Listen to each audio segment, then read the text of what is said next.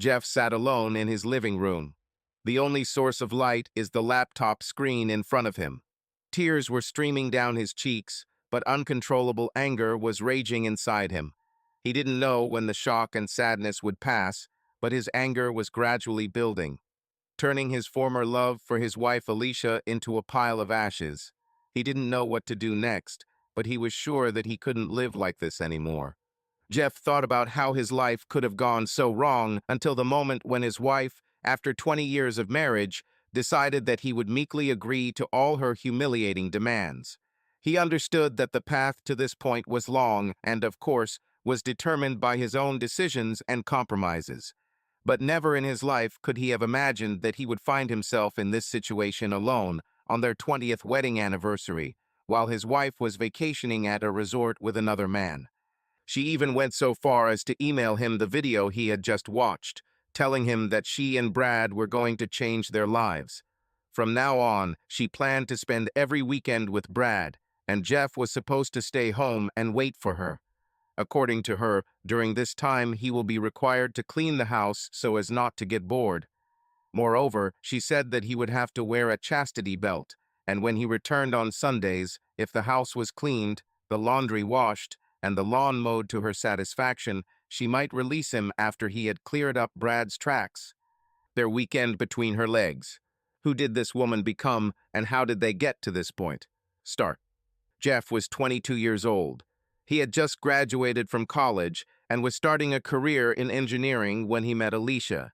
She, too, had recently graduated and was rapidly rising through the ranks at a local financial firm. Jeff played football in college until he injured his knee during his sophomore year and was unable to continue. After his leg healed, he began walking and then running to stay in shape. He really liked to run alone. It helped clear his head. It also helped him maintain a good physique. Although he wasn't ripped, he had abs and defined muscle mass. He was just under 6 feet tall, and his hair was long and wavy. Alicia was short, only 5 feet 6 inches, but she looked like she was carved from stone. She was a dazzling beauty thanks to years of yoga and gym exercises. So it was a real shock to Jeff when she approached him at a barbecue. It was a neighborhood event with over 50 people attending. Jeff knew few, most were strangers. But as soon as he saw Alicia, he couldn't take his eyes off her. She was stunningly beautiful, and he couldn't help himself. When she noticed him looking at her for the third time, Jeff was sure he was making her uncomfortable by staring at her from across the yard, while several men flirted with her relentlessly. Alicia simply walked up to Jeff, took his hand, and suggested that they go to a more private place to talk. Jeff, gathering his thoughts, followed her. They found themselves on the porch, swinging on the swing. "Thanks for saving me from those guys." "They didn't leave me alone," she said, looking straight into his eyes. "No problem. I'm happy to help a lady in trouble." These words made Alicia laugh and eased the tension between them. They talked on the porch for several hours, and at the end of the evening exchanged phone numbers.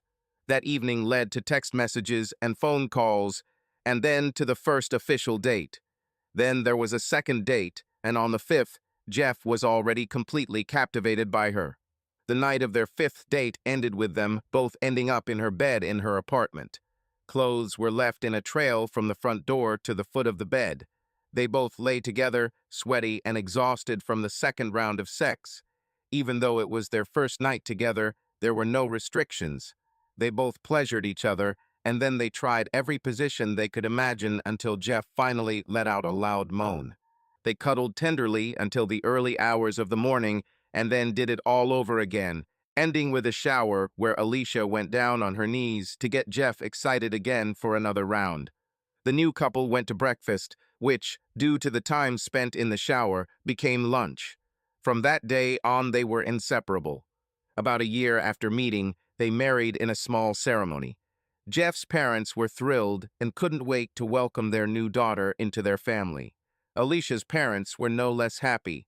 Apart from a small group of close friends, about 10 people attended the wedding. After thanking all the guests and cutting the cake, the couple headed to Jamaica to celebrate their honeymoon. But they could have just stayed home in bed because they spent much less time at the beach and resort than in the room. Although Jeff was not overly endowed by nature, he measured just over 6.5 inches and had excellent stamina. Alicia never complained and loved their sex life. They plunged into the normal rhythm of life. Both built successful careers, but always found time for love 3-4 times a week. Shortly before their second wedding anniversary, their daughter Beth was born. She was a copy of her mother, and Jeff immediately fell in love with her.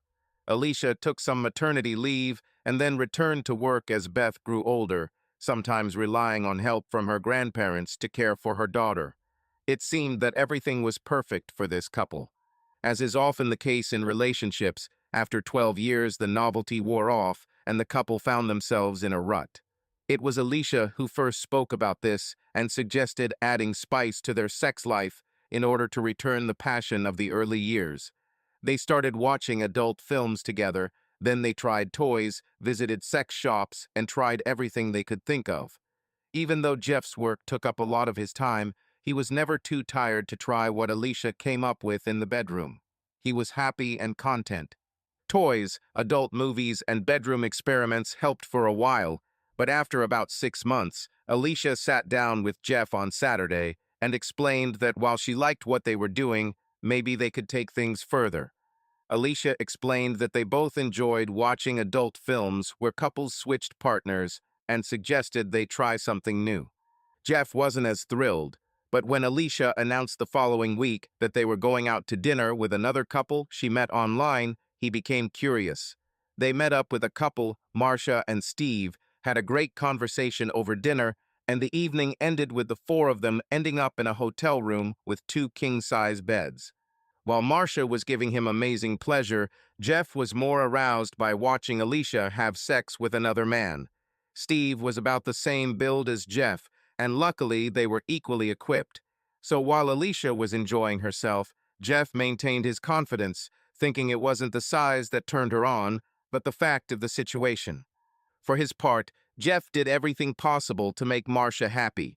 She said more than once after that she did not understand why his wife needed another man when she had such a husband. At least Jeff left the party in a good mood and with a sense of self-worth. Over the next year, they continued to meet with Marcia and Steve about twice a month and became friends with them. Sometimes they would have a barbecue or go to the movies together. No one would suspect that these two couples were doing anything other than just enjoying friendly communication. They met often. Sometimes Steve and Jeff played golf, while Marcia and Alicia went shopping. Nothing unusual, and only a couple of times a month they had a night together at a hotel where they switched partners. But the rest of the time they were a loving and devoted couple, and Jeff was happy. After about a year of hanging out with Marcia and Steve, the lifestyle they were used to began to crack. Marcia and Steve began to distance themselves from the partner exchange, talking about wanting to have children. Jeff was completely fine with staying with Alicia alone, and even she said she didn't want to look for another couple with whom they could have the same relationship. They returned to normal life for 6 months, just being together. They were still in contact with Marcia and Steve, and were even there on the day the couple's son was born. After that, their communication began to gradually fade away, as often happens with couples. Everything was going well for Jeff and Alicia until Jeff had health problems. At his regular annual checkup, the doctor told him that he had mild heart problems that required medication. It wasn't serious, and with the right dosage, he could live a normal life. However, there was one side effect. The drugs reduced his libido, and the frequency of their wild nights was reduced to once a week. Jeff could still achieve arousal if he was very aroused, but his old youthful energy was gone. Alicia still had a high sexual appetite. She wanted to have sex several times a week, but Jeff simply could not satisfy her needs. He discussed the side effects with his doctor, who explained that they were quite common. However, if Jeff continues to exercise regularly and loses about 15 pounds, they can stop or at least reduce the dosage of the drugs, which may return his sex drive. It was a minor inconvenience at first, and Alicia was understanding about it out of concern for Jeff's health. But as the year passed, she began to become visibly irritated over little things. The empty glass in the sink would set her off, and she would scream at Jeff until she ran out of the room. After a while, she would come back and apologize, making excuses for her behavior and shifting the blame to anything other than herself. Then everything returned to normal. This caused Jeff to tiptoe around the house. He understood the reason for her behavior, but did not know how to correct it. While he was trying to find a solution, Alicia was also thinking about the situation and hatching a plan that Jeff had not yet guessed about. Everything changed one Friday when he returned from work. By this point, Alicia was becoming increasingly intolerant of Jeff. It seemed that several times a week she began to quarrel with him over small things. Jeff always apologized and tried to keep the peace at home. If Alicia was in a particularly bad mood, their daughter Beth would find an excuse to go to a friend's house or somewhere else to avoid a fight. Because of the medication, Jeff was still able to have sex with Alicia about once a week, and although she praised him for his efforts, it was obvious that she always wanted more. Jeff felt this and always tried to make amends. He gave her flowers and other gifts. He knew she wanted more, but he was confident that they could overcome it, like all married couples. They had been married for over 19 years. Their daughter Beth had turned 17 and was starting to make plans for her future after high school. Their family was accustomed to a set routine, so Jeff was surprised to see Alicia's car when he returned home from work. Usually, he returned home before her, but today, when he opened the garage door, he was surprised to see her car. Entering the kitchen from the garage, he saw a beautiful sight in front of him. Alicia looked absolutely stunning, with her hair up and a little black dress. She was wearing 4-inch heels that screamed she was ready for the bedroom. Jeff smiled at the vision, but then felt it hit him like a ton of bricks when he noticed the small duffel bag at her feet. Alicia remained calm as she watched her husband's reaction and sipped her glass of wine. Jeff spoke first. "Wow, you look incredible. Did I forget something? I can be ready in a few minutes if you tell me what to wear." Alicia frowned slightly. "No, Jeff, you didn't forget anything. Can you please sit down?" The tone of her voice made Jeff nervous. He tried to understand what the conversation would be about, but he could not imagine where it would go. Alicia finished her glass of wine, looked at her watch, and began to speak. "Jeff, I know this isn't a surprise to you, but I've been unhappy with our sex life for a long time. Don't get me wrong, when we make love it's amazing, but once a week is just not enough for me." She paused to give him time to process what she had heard. Jeff was silent, just sitting and waiting for him to continue. "I thought about it from every angle. I thought we could go back to dating another couple like before, but it wouldn't work. The other woman won't get anything, and I might even be jealous watching you with her. I was also thinking that we could use more toys or something so you could help me, but let's be honest. I already use a sex toy, and it still doesn't relieve the tension." Alicia noticed the fear and pain on Jeff's face, but continued talking without stopping. She looked at her watch and, sighing, continued, trying to get her point across as quickly as possible. "So I see the only way that will allow us to save our marriage is for me to have another man from time to time. I didn't make any plans or even start looking when I thought about this option, but then we got a new vice president a few months ago. We worked together on several projects and immediately had a great relationship." Now Jeff has put it all together.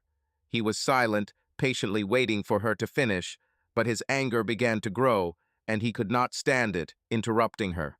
"So, if I understand correctly, you are unhappy because of my medical condition, which prevents me from having as much sex as you need, and you found a replacement in the person you work with." His voice trembled with growing anger. Alicia desperately wanted to regain control of the situation. She had already anticipated Jeff's possible reaction and planned to insist on her own. "Absolutely not. I didn't plan anything. Like I said, we just hit it off and started having lunch together. We discussed everything under the sun. He was so easy to talk to, and soon dinners became daily. At some point, the conversation turned to the topic of our intimate life, and I accidentally mentioned that you can no longer do what you did before." Jeff slammed his hand down on the table. "Wait a minute. Are you saying that you discussed our personal life with some man at work? Did you even think that I might not like it? Jeff's sudden outburst of anger stunned Alicia for a moment, but she pulled herself together and decided to continue in the same spirit so as not to let him be distracted from the main topic. She looked at Jeff with obvious anger in her eyes, her face no longer expressing love. First of all, Jeff, he is not some random guy. He is the vice president, a very respected man, and now my boss. This fact unsettled Jeff. So how long have you and Brad been talking? How long have you been planning all this? We've been friends for 6 months now, and this topic only came up a few weeks ago. So you started with the fact that he was hired a few months ago, and now you're talking about 6 months. So how much exactly? Alicia tried to regain control of the conversation. Well, 6 months.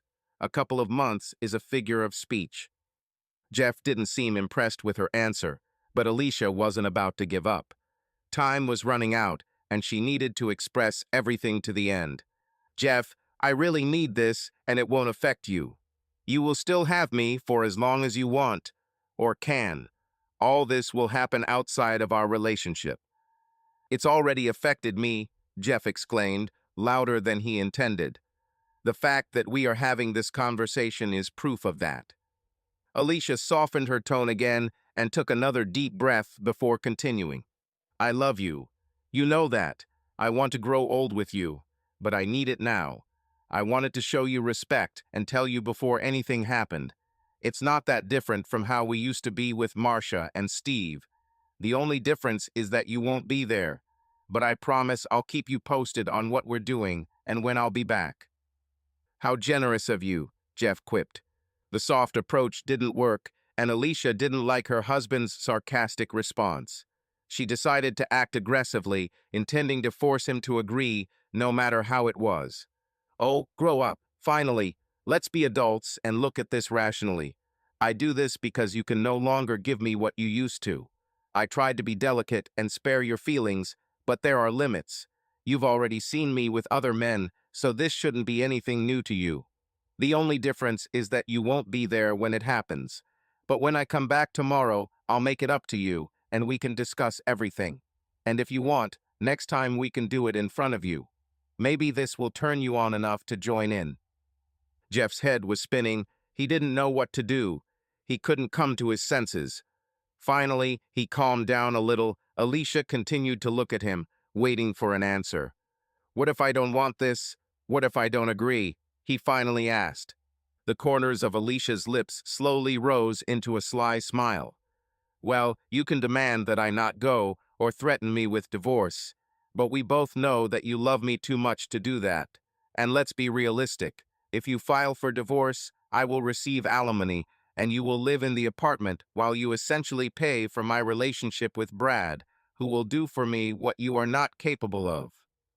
Alicia then turned on her charm and touched Jeff's hand. But let's not talk about nonsense. Just let me do it, darling. I'll keep you posted, and when I come back tomorrow, if this didn't turn you on at least a little, I won't do it again. Agreed. At that moment, the doorbell rang and Alicia stood up to open it, leaving Jeff in a daze. Her new lover, Brad, entered the room. Over 6 feet 3 inches tall, with the build of an ex-football player, he looked great in his expensive suit. Brad leaned over and kissed Alicia on the lips, then took her hand, leading her to the kitchen table. In his other hand, he held a bottle of Old Forester bourbon, which he placed on the table. In a deep baritone, Brad said, Alicia said you like bourbon. This one will change your life. Jeff wasn't sure if Brad was talking about bourbon or how it would change his life, but either way, his life was rapidly changing. Brad extended his hand to shake Jeff's, but Jeff just stared at it. After a few awkward seconds, Brad lowered his hand with a serious expression. Then his face took on a slight smile. Listen, I understand how hard this is for you, but I promise nothing will change between you and Alicia. I will be a gentleman and return her without any damage. Hopefully with at least a little damage, Alicia jokes, and then suddenly felt embarrassed as she realized what she had just said and how Jeff might have taken it. After a few moments of silence, Alicia waved for Brad to take her bag and walked towards the door. Beth is staying with a friend tonight. I love you, Jeff. Honestly, it won't be as bad as you think. I'll keep you posted and see you in the morning. I've prepared your favorite meat dish. It's heating up in the oven. With these words, the door slammed shut and there was silence. Jeff just sat in silence for a moment, trying to process what had just happened as he heard their car drive away. In some ways, she was right. He couldn't have sex as often as before, but was that his fault? Doctors said he might one day be able to stop taking the medications and return to a normal life, but there were no guarantees. He needed to lose weight, but with his job, he didn't have enough time or energy to exercise. Alicia worked fewer hours and always made time for yoga, but Jeff had commitments and exercise was not a priority. His thoughts were spinning, searching for answers. Yes, Alicia was experiencing sexual tension, but did that give her the right to discuss their personal problems with her boss? This Brad must have been very pleased when he was able to pick up such a beautiful woman as Alicia. Had he ever let her know that he wouldn't mind, much less enjoy, something like this because they'd experimented with partner swapping before? Shouldn't she have at least discussed this with him before going ahead with her plans? Nothing about it seemed right or fair. But she was right about one thing. If Jeff had filed for divorce, he would actually be the loser, even though he had done nothing wrong. He felt lost and out of control. Finally, realization hit him. He had always been a man of action, and now he needed to do something. He grabbed an oven mitt, took the meatloaf out of the oven, and although it smelled great, he didn't think twice about throwing it in the trash and slamming the oven door shut.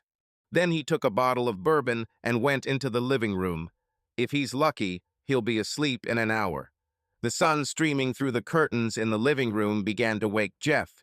He slowly came to his senses, trying to open his eyes and remember how he ended up in his chair. He noticed several things. First, he was covered with a blanket, which usually lay on the top shelf of the closet in the hallway, and he knew that he had not reached it himself. Secondly, on the table next to him was a glass of water and aspirin tablets. His head throbbed with pain, but the water was still cool, which meant someone had recently installed it. The clock showed almost 11 am when Jeff stood up and looked at his phone. He had 3 messages from Alicia last night and 1 this morning. Will be arriving at the restaurant anywhere. I love you. I will see you tomorrow. We have had a great dinner. We are heading to the hotel. I love you. I hope you are okay because I didn't hear an answer from you. Please try to understand. I really love you and everything will be good tomorrow. You will see. The last message was sent at 9:30 am. Just finished at the hotel. I will be home soon. We can talk. I love you. Jeff mulled over the messages. Alicia really kept him in the loop and didn't try to gloat, although finding out that she went to the hotel with Brad would have been devastating the moment he read it. He's pretty sure that by finished, he meant something he didn't want to think about. He sighed and prepared himself for the upcoming conversation. However, when he entered the kitchen, he was a little stunned. Alicia was preparing a large breakfast and noticed him as he stood watching her. She smiled at him, wearing leggings and an old t-shirt. Even without makeup, she looked amazing. "Good morning, sleepyhead," she said cheerfully. Jeff was confused. Was it all a dream? Had he had a nightmare last night caused by his imagination? But looking at the kitchen table, he saw a half-empty bottle of Old Forester bourbon that her lover Brad had brought. No, it wasn't a dream. He was living in a nightmare. However, Alicia acted like his loving wife, as she always did. "Looks like you had a rough night. I'm really sorry for that, but I hope that it will be like ripping off a band-aid. It hurts at first, but then it will be easier." She smiled with the hope of understanding. "Will it be easier?" Jeff asked in bewilderment. "You said that we will discuss everything today, and if I don't like it, you won't do it anymore." Alicia's stunned expression said it all. She never planned to stop it. She was just saying it to calm him down before leaving. "Sorry, you're right.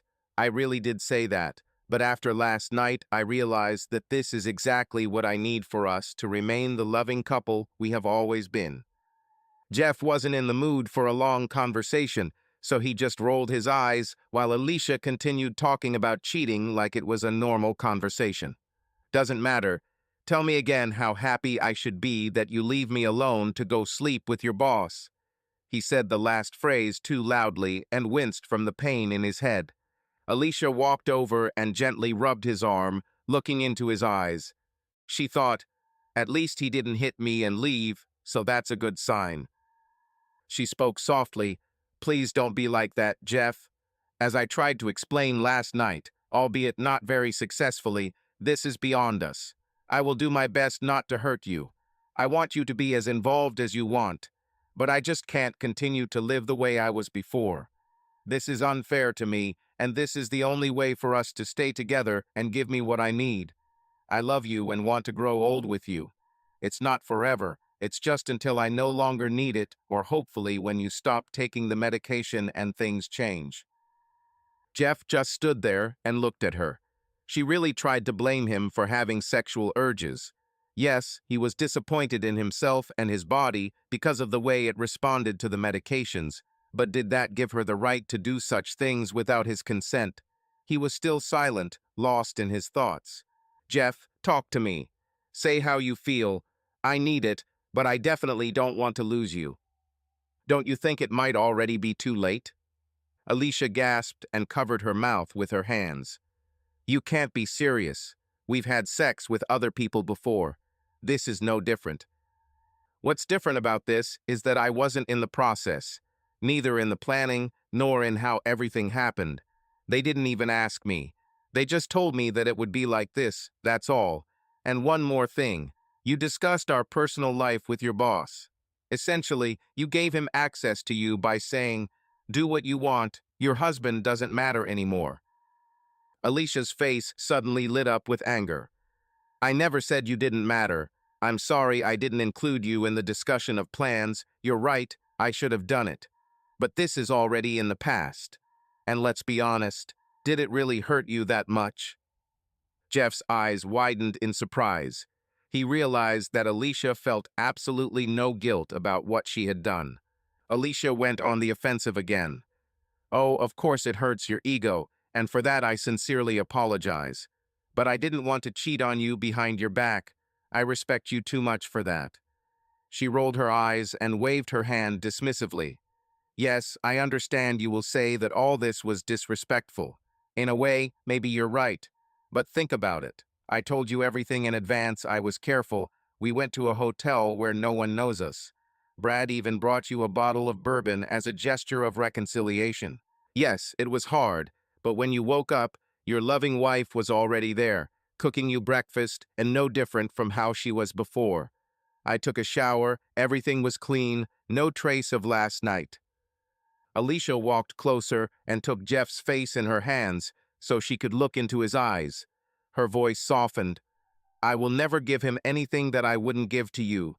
Whenever you want me, and whenever you can, I'm yours. Jeff stepped back, freeing himself from her touch. So, if you're going to leave to sleep with Brad, and I suddenly have the urge, will you stay with me? Alicia thought for a moment and then replied, if you wanted me the moment I was about to leave, I would make sure you were completely satisfied and exhausted before I even thought about leaving. A single tear rolled down her cheek, and she continued, looking him straight in the eye. I love you, but I need it. I don't know how to explain it, but at this time in my life, I have such needs that it becomes unbearable for me. I don't want this to hurt our relationship, but I need it. I ask you to at least think about this before jumping to any hasty conclusions. Alicia leaned forward and kissed him tenderly on the lips. Then her hand slowly touched him and began to caress him. At some point, despite his anger, Jeff felt excitement begin to awaken in him. Alicia noticed this, and her eyebrow raised slightly. Why don't we go upstairs, and you can make me yours again? I really want to feel you inside right now, she whispered. With that, she turned off the stove, took Jeff's hand, and led him upstairs to the bathroom. He stood as she slowly undressed him, maintaining eye contact at all times. When he was completely naked, she turned on the shower, still looking at him, and took off her t-shirt and bra. Despite all his anger, Jeff couldn't deny that she still looked amazing. Taking off her leggings and panties, Alicia took his hand and pulled him into the shower. The hot water flowed pleasantly over his body, clearing his mind. As the water flowed over his body, Alicia knelt down and pleasured him. The sensation was incredible, and to his surprise, Jeff began to become very horny, really horny. Alicia looked at him and smiled, continuing to caress him with her hand. Alicia then stood up, turned her back to him, and leaned over. "Take me and make me yours again. Make me yours," she said quietly. Without another word, Jeff stepped forward and began to have sex with her. He wasn't gentle or caring, he just started thrusting hard, over and over again. He heard her moans, quiet at first, then louder and louder. It was driving him crazy. He grabbed her hips to get a better angle. It was then that he noticed small bruises on her buttocks, marks from someone's hands squeezing her too tightly, and he knew that these marks were not left by him. Alicia noticed him stop and looked over her shoulder to look at him. "Oh, sorry, honey. Brad can be a little rude sometimes. Looks like he left a couple of marks that I didn't notice. But don't think about it. Just do your thing. Take me and bring me back to you. Make me yours," she whispered, trying to turn him on again. And Jeff continued with even greater force, continuing his work. Jeff kept moving despite the pain and anger he felt inside. Something about the way he grabbed her so forcefully erased all those traces, as if it was giving him back control. He heard her moans getting louder, and it spurred him on. In that short moment, all emotions, anger, jealousy, resentment disappeared. It was just him and his wife. At that moment, he felt strangely excited by everything that had happened. Not strong enough to forgive her, but enough to feel at least some joy in what was happening. When he finally finished, Alicia turned around and kissed him passionately. He put his arm around her, and they stood cuddled together as if nothing had happened, as if they were still the loving couple he had always thought they were. What seemed like hours actually lasted only a few minutes, but still they stood holding each other. Then they turned off the water, dried themselves with towels, and went to the bedroom. They lay in bed, hugging and touching each other tenderly. Jeff lay there, enjoying the moment of intimacy, but thousands of thoughts were still spinning in his head. Alicia knew he was confused, so she decided to take the initiative again to try to turn him on. "You know Brad isn't as good at sex as you are," she began, trying to cheer him up. Jeff raised an eyebrow, feeling slightly interested. "Is it true? And you think I'll believe it?" "Absolutely. It's just sex with him. With you, this is love. This is an emotional connection. That's what I'm trying to explain to you. He's got a big one, and he knows how to use it, but they're just two animals satisfying their instincts. There is no passion, there is no connection that you and I have." As she spoke, Alicia gently caressed him, and he gradually began to come to life again. She leaned over and began to pleasure him. Glancing at Jeff, she added, "With Brad, there's not that gentle approach. It's just sex, a mechanical process. Yes, he can make me feel good, but he doesn't have the same intimacy that you and I have." Hearing this made Jeff feel aroused again, and Alicia felt it and intensified her efforts. Soon Jeff was completely ready again. Alicia climbed on top of him and started having sex with him. She squeezed one breast and began to caress herself with the other hand. "Oh yes, that's right. I think you'll enjoy watching Brad take me. Do you want me to tell you about this? Maybe one day you'd like to watch him make me his." Her words, her movements, and memories of what happened the day before turned Jeff on again. These feelings and her conversations were too strong for him. When they both calmed down, Alicia fell on top of him, breathing heavily, and pressed herself against his chest. When their breathing returned to normal, they lay down together again, embraced by tenderness. Soon Alicia gathered her courage and decided to ask the main question. "So, does this mean that you will allow me to continue dating Brad? As you can see, this doesn't affect us, and maybe even helps." Alicia turned to Jeff to see his reaction. He just lay there, looking at the ceiling, silently thinking about her words. Finally, he said quietly, "I'll think about it." Hearing this, Alicia smiled and snuggled up to Jeff again, falling asleep in his arms. However, Jeff remained awake, deep in thought about what had just happened and what he should do next. At this point, he simply didn't know. Once Alicia was fast asleep, Jeff stood up, put on his boxers, and quietly gathered his things. He went downstairs and left a note on the kitchen table saying that he was going to eat and think. He even signed the note, "Love, Jeff," so she wouldn't worry and knew he'd be back. Jeff drove to a local cafe and ordered food, but barely touched it. He sat alone, lost in thought, making notes on a piece of paper. He didn't know how much time had passed, but he finally realized that his food had gotten cold and the waitress was starting to show her annoyance that he had occupied her table for so long. Jeff folded up his notes, finished his coffee, and stood up to leave. He left a good tip and headed to the car. He knew he had been gone for several hours and felt the need to return home so Alicia wouldn't worry. Despite everything that happened, Jeff still loved Alicia and cared about her. He had some decisions formed in his head, and he really wanted to discuss them with Alicia to get her opinion. He found it hard to believe that he could even consider letting her continue this. Even though he didn't really have a choice, Alicia made it clear that she has no intention of stopping. The more Jeff convinced himself that he had to end this, the more he realized that some things were beyond his control. Now he had a loving wife, at least most of the time, a great home, a job, everything he always wanted. Yes, it wasn't his fault that the heart medications were affecting his sex life, but that was the reality at the moment. He also knew that she tolerated it and was patient with him for a long time. But now she had needs, and he simply could not satisfy them. And if he decided to file for divorce, the consequences would be devastating. Their state had a no-fault divorce law, and Alicia would be entitled to the house, or, worse, alimony, while Brad would be free to come into the house as he pleased. If she really was as careful as she promised, and at the same time continued to take care of him, remaining a loving wife like in the morning, would that really change anything? He had already seen her having sex with other men and even enjoyed it. Perhaps he could come to terms with it now. How can he handle this situation? The worst thing was that he was turned on by the fact that she talked about her adventures, and the memories of this turned him on even more. Yes, he hated what was happening to Brad, but after that his fantasies and her stories really turned him on. Right up until the moment he pulled into the garage, Jeff still didn't know what he was going to say or do. But he understood one thing for sure: he would have to study this Brad properly. Alicia tensed as she heard the garage door open. She was standing in the kitchen, cleaning up after the breakfast they hadn't eaten, when Jeff walked into the house. She glanced at him, trying not to show how nervous she was. "Hello, dear. How was your walk?" she asked carefully.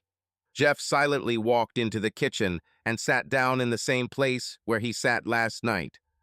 "Why don't you sit down?" he invited her. Alicia cautiously approached the table and slowly sat down opposite him, leaving the entire table between them, as if trying to create a safe distance. She didn't know what was on his mind or what he was going to say, so she chose not to risk it. "You're scaring me, Jeff," she said, trying to soften the situation. "Not as bad as you hurt me, I'm sure," Jeff answered coldly. His sharp and painful answer pierced right through her. She knew that what she asked was offensive to him, but she didn't want to remind him of it. After all, this is just a minor violation. Jeff sighed heavily, noticing how her face was distorted in pain. He then calmly said, "Don't worry, you will get what you want, but I have a few conditions." Alicia's face relaxed slightly, and the corners of her lips showed a faint smile. "Of course, dear, whatever you want," she replied, beginning to feel relieved. "What I want is not to have this conversation at all, and not have a wife who sleeps with her boss. But if that doesn't happen, then I'll set boundaries," Jeff said, trying to stay calm despite the emotions raging inside. "No need to be rude, Jeff. I'm just saying that I'm willing to follow whatever rules you set," Alicia replied, trying to maintain control of the situation. Jeff stopped and took a minute to compose himself. He took the piece of paper out of his pocket and began to study it. "First rule: no going out with Brad near our house, within a radius of 45 miles. This will reduce the chances of someone seeing you together. I don't want to add more humiliation to what I already feel. Alicia just watched and nodded. Second rule, whenever I want sex, no matter when it is, I get it. I don't care if you're going to meet him. If I want to bend you over the bed, lift your skirt and go at it, I can do it without objection. Absolutely, Alicia exclaimed, a little more enthusiastically than she intended. Third rule, no disrespect towards me. If I agree to something, that's one thing, but I won't let you and him humiliate or ridicule me. I would never do that, Alicia replied sharply. You already did this when you told him about my problem. This is what made him circle around us like a vulture. But no more such moments. It was one time, and that's it. Fourth rule, I want him to use condoms. I don't want him to bring you any disease from one of his other easy-to-get girls. I'm not sure about this. I don't like the way they feel. Alicia was so distracted that she ignored Jeff's hint of insult. Then I want a clean medical report after every contact he has with someone else. I don't want any illnesses from your little adventures. Alicia watched him carefully, as if memorizing every rule. My fifth and final rule, when I get off these medications and return to normal, it goes away. Understand? It's not forever. This is just until I get better. Alicia literally glowed with happiness, nodding vigorously. This is all. I think I can live with this. Oh yes, one more thing. I don't want anyone to know about this. If I even hear a rumor about you bragging to a coworker or him telling his friends about this agreement, it will end badly for both of you. This threat instantly wiped the smile from Alicia's face. She was still pleased, but there was a hint of fear in her eyes. Jeff had never threatened anyone before. This man wasn't even angry when he was stuck in traffic. Alicia stood up and walked over to Jeff. She sat on his lap and hugged him. Then she leaned back and looked into his face. You are the best husband in the world. I love you so much, and I promise to make amends. It's unlikely you'll be able to atone for this. I love you too, but the fact that I had to face this has left a huge crack in my love. We can't afford another blow, so you better follow my rules. Alicia hugged him even tighter. I'll fix everything, and you'll never doubt my love again. I will begin to atone for my guilt by preparing food for you. I noticed you threw away the meatloaf. It was unnecessary, so I tried it on him. I understand that you didn't feel like eating because of stress, but why did you throw it in the trash? I threw it in the trash just like you threw away our marriage vows, Jeff answered coldly. These words hurt Alicia deeply, and a single tear fell from her eye. She said nothing, slowly stood up, and began working in the kitchen. Jeff stood up and went to his office. He went in, closed, and locked the door.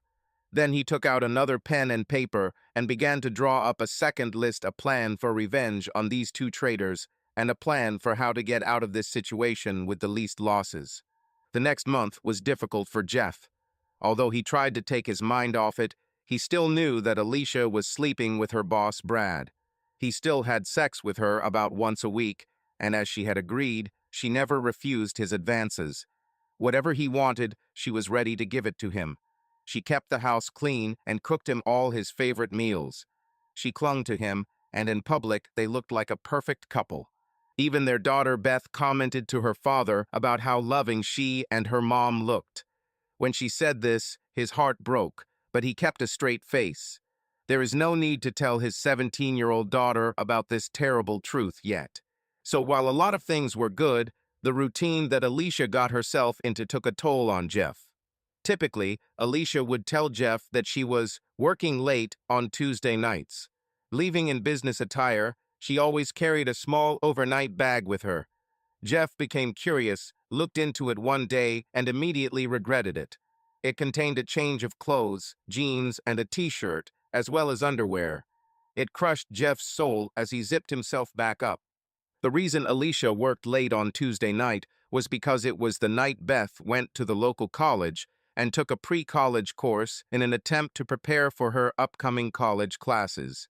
Jeff was proud of her, but ashamed that his wife was using it to hide her tryst.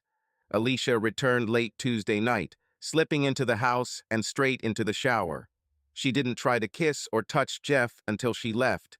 She made this mistake when she first came home and touched his arm, and he jumped back like she was poison. He told her that he never wanted to touch her after where she was until she got Brad off of her. Alicia was hurt by her husband's rejection of her touch, but again, she realized that it was probably too obvious to deal with right now. So, from the first time, taking a shower immediately became normal. She also tried to snuggle and cuddle with Jeff several times after her Tuesday night shower, and always found him getting up and going to bed, sometimes in the guest room. So, she stopped trying to be affectionate on Tuesdays altogether. Alicia also started seeing Brad on Friday nights. Beth began staying at a friend's house so the girls could gossip and have fun. This gave Alicia the opportunity to come home from work, get dressed, and leave with her bag to have dinner with Brad and go to the hotel. She usually returned home around 9 o'clock the next morning and texted Jeff several times that night and morning, telling him what was going on. Jeff never responded to any messages. He waited until she left, started working on his list, and then got so drunk that he passed out and didn't think about what was happening. So, Friday nights in his chair were becoming the new normal. On Saturday mornings, he would wake up hungover and usually find a glass of water and an aspirin waiting for him. Alicia changed into her home clothes and prepared dinner as if nothing was out of the ordinary. As she got as much sex as she could, Alicia was in a great mood the entire time and wanted to thank Jeff for allowing her to have a fantastic husband at home and a marathon beast in the bedroom. She never realized that the happier she was, the darker and angrier Jeff became. He wasn't angry or yelling, but he found it difficult to be polite to her at times. Another thing Alicia tried to do to please Jeff was cook him food for the nights she was gone. After the second week in a row, she found the food in the trash untouched and stopped trying. She thought Jeff was just being petty, unable to cope with the trauma of his fragile male ego, and she was tired of making the effort. This new routine that Alicia had started was slowly making things worse for Jeff. Work at the company where she worked began to gain momentum, which is why she had to stay late almost every evening, except for Tuesdays and Fridays, of course. Over time, she began asking Jeff to help more around the house, and as he had done for 19 years, he automatically agreed without even thinking about it. It was just part of his nature. It was only towards the end of the third month that he realized that he was essentially doing all the housework and gardening. He even started cooking a few times. Alicia apologized that her job was taking up time she could spend on household chores, but she never suggested cutting back on her meetings with Brad to get anything done around the house. During these 3 months, Jeff developed his own plan on the side. He made a list. 1. Talk to a divorce lawyer and confirm your guesses about what awaits him in the event of a divorce. 2. Find someone he can trust for support. 3. Come up with a way to significantly reduce your salary. 4. Find a way to move Beth into a dorm when she goes to college. 5. Divide their finances. 6. Research what kind of person Brad is. 7. Obtain solid evidence of their betrayal. 8. Suffer all the humiliation necessary to complete the plan. 9. Finish all things. 10. Burn everything to the ground. He did his research and even talked to a lawyer to confirm that he would have no luck in the divorce.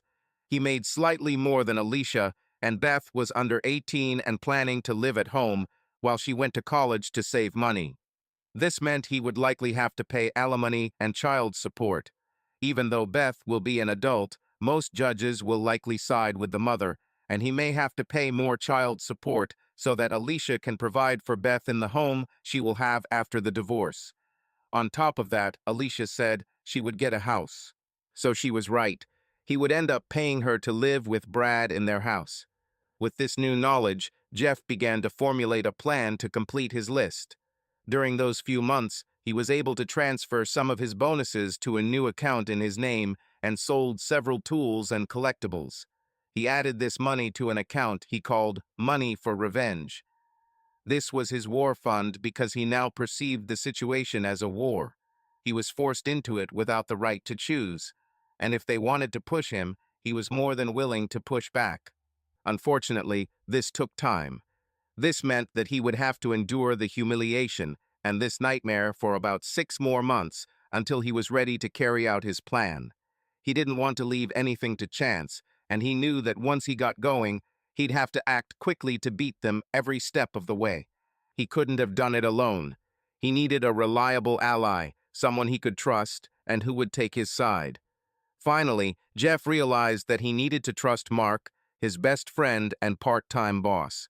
He hoped that Mark would be the person who would support him through all this horror. Mark was shocked and sad for his friend. They sat in silence for a while before Mark asked a question. "What are you going to do?" Jeff simply asked. "Could you fire me from my current position?" The question startled Mark, but Jeff had a plan. Jeff had enough money to pay the bills for a while, and he agreed with Mark that he would work on a contract basis. Jeff agreed to do everything he did before, but his official salary would be cut in half. Mark will pay him the rest in cash.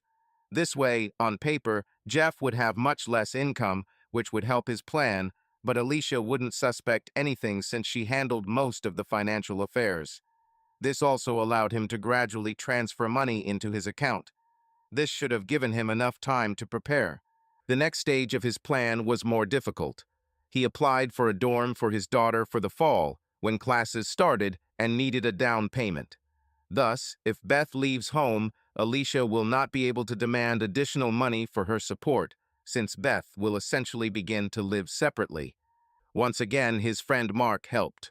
Mark wrote the check without even thinking about it and told Jeff to take it as payment for all the extra work he had done over the years. Jeff was pleased to know that he had such a person in the corner of the ring. Jeff needed to find out what his enemy, Brad, was doing and planning, and the easiest way to find out was to monitor Alicia's phone and email when the opportunity presented itself. He got lucky one day when he found her laptop open and already turned on while she was in the shower. Jeff quickly forwarded all of her emails regarding Brad to a new account he had created for that purpose. Perhaps it was not entirely legal, but as they say, in war all means are fair. Later, he will read all this while she is on dates. Jeff also checked Alicia's phone and found interesting correspondence between her and Brad. Reading their messages, he realized that it seemed more like a pre-planned series of events rather than a casual affair. The two of them planned what to do with each other, how they thought Jeff would react, and Brad even gave Alicia advice on what to say during her conversation with Jeff. The more Jeff read, the more his blood began to boil. And then he stumbled upon the biggest betrayal of all. Any hope of saving the marriage disappeared when he read their last correspondence. Brad, and how does our cuck gradually come to the point that he likes it? Alicia, not yet, but I'm working on it. A couple of times he got aroused when I crashed him and tells him how you and I have hot sex. Brad, it's good. Looks like he's soon going to the side of those who like it. Alicia, I hope so. I don't want to lose him, but I love what you and I have. Brad, believe I have seen this before. It will soon be broken. Alicia, I hope. The thought of him watching and cleaning up after you turns me on. Brad, don't worry, it will happen. In the meantime, get ready for our date. I'll take you to Alexandro's. I love their food. Alicia, I love this place, but it's too close. What's Jeff's rules? Brad, I don't care about his stupid rules. Let him just shut up and submit. Alicia, sounds like a plan. I can't wait anymore. Jeff dropped the phone and sat down in a nearby chair, feeling his world crumble. The woman he had once loved enjoyed his humiliation. She dreamed of making him submit to Brad. Who is this woman? Jeff shook his head, deciding he'd have time to think about it later. Now he had a plan, and he knew what to do. He picked up his phone again and sent screenshots of their conversations to his own phone for proof. Then he went outside and got into the car, driving a little away from the house. From the privacy of his car, he called Mark and told him everything he had learned, and then asked him a simple question. Would you like to invite your wife to a nice Italian dinner? So, while the planning was going on, Jeff learned to dull his feelings about Alicia's dates with Brad. It still hurt him because he remembered their love that lasted 19 years. Alicia seemed to no longer care and just wanted to get her needs met. Jeff could only swallow his pride and wait. Planning and timing were key, there was no point in rushing. Alicia went out Friday night with Brad as usual. She barely paid Jeff any attention as she passed his chair on the way out. Jeff had to admit that she looked amazing and had really worked hard for this date. He only hoped that he could hold on and not succumb to anger until the time came to act. Everything went as usual and Jeff got drunk in his chair. However, the morning was different. He woke up from his drunken routine on Saturday to find Alicia sitting across from him in the living room. She had already changed her clothes and had clearly taken a shower, but there was a fear in her eyes that Jeff had never seen before. "What's happened?" Jeff muttered. Alicia spoke nervously. "Jeff, something happened last night. Brad and I had been working a little late and were very hungry when we went out for dinner. We decided to go to an Italian restaurant on Broadway." Jeff had to hold back his reaction because he already knew the truth. However, he still felt anger rising in his throat. Her lie was so easy that it scared him. "You mean that restaurant where we sometimes go? The one 15 minutes from here? What about the 45-mile rule? The thing is, we were so hungry and didn't think about it. We didn't even imagine that we might meet someone." Jeff rubbed his temples. "And what happened?"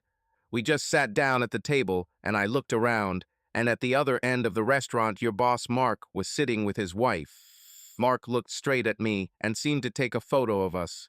I was shocked and whispered to Brad to go get the car while I went to the toilet." Well, at least it was true, Jeff thought, although that didn't make him any less angry. "Didn't I tell you that this is what I fear most? That's why you agreed to this rule." Now Alicia was crying. "I know, I'm so sorry, I don't know what to do." Brad didn't think it was a big deal, and if anyone asked, we could say we were celebrating some accomplishment at work. Of course, it didn't seem serious to him. After all, it's not him who is being exposed as a cuckold. With that, Jeff stood up, got dressed, and said he was leaving for the day. He needed to get away from this woman, and after leaving the house, he drove to the parking lot and called Mark. "I thought you were going to call me today, buddy," Mark said, clearly understanding the situation. "Thank you for coming." She was not herself when she returned home. "How bad was it, Mark?" "I saw them come in, he held her by the waist, and she pressed herself against him. There weren't many people there, and I didn't notice that any of the visitors recognized them. When they sat down, they held hands across the table. Then she looked in my direction and saw me. I just raised the beer in her direction, and she immediately removed her hands, whispered something to Brad, and ran to the toilet. He left, and she ran out a few minutes later, as if someone was chasing her. At least she didn't lie about that, Jeff thought. "One more thing, Jeff," Mark continued. "I thought it didn't look like two colleagues meeting for physical needs. They acted like a couple. I don't want to be the one to break it to you, but she's clearly serious about this guy. I took a few pictures of them together. I think you might find them useful." Jeff was furious. "I thought so. What are you going to do?" "Burn it all down," Jeff answered in a cold tone. "I thought so. Let me know if you need a match." Jeff spent most of the day outside the house, ignoring Alicia's calls and messages. When he returned, Beth was already home, so he managed to avoid talking to Alicia. This came in handy because Jeff needed a little more time to think about it. When he entered the house, Alicia stood up to approach him, but he simply nodded, indicating that he did not want to talk. Beth looked at him from her phone. "Dad, are you okay? You look bad." "I think I'm getting sick." "I'll go to the guest room to sleep so I don't infect you," Jeff said. And without waiting for any objections, he headed to the master bedroom, took his clothes, and went to shower in the guest bathroom.